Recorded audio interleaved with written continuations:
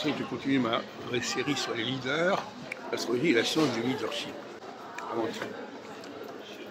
On n'est pas là pour étudier les personnages subalternes. Les personnages subalternes sont évidemment conditionnés par les leaders.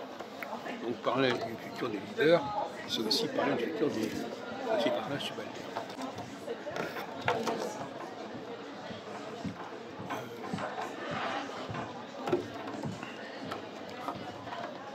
Alors, il y a deux types de leaders.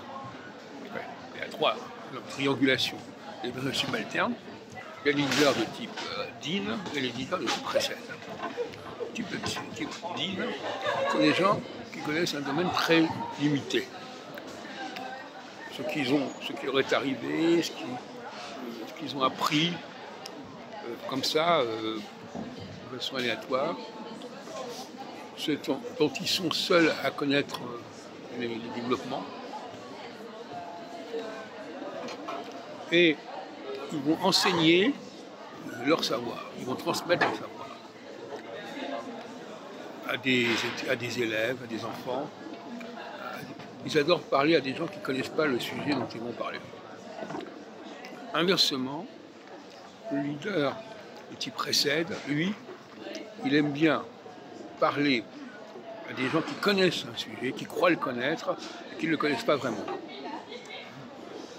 Ça, c'est un peu autre chose. À ce moment-là, il va s'adresser à des gens qui ont un bagage assez solide et ébranler leur relation à ces savoirs. Un peu comme Descartes, quelque part. Il va créer du doute sur ce savoir. Donc voilà, on est dans une triangulation également, tout à fait intéressante à ce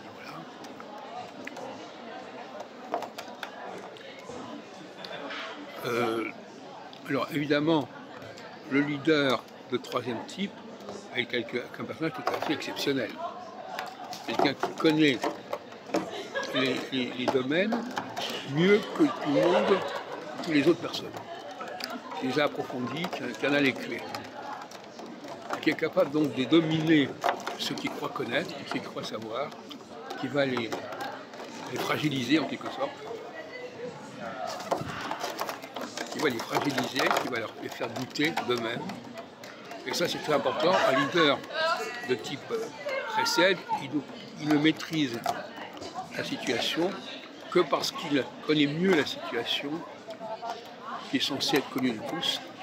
Il montre que cette situation, elle est moins bien comprise que les gens le croient.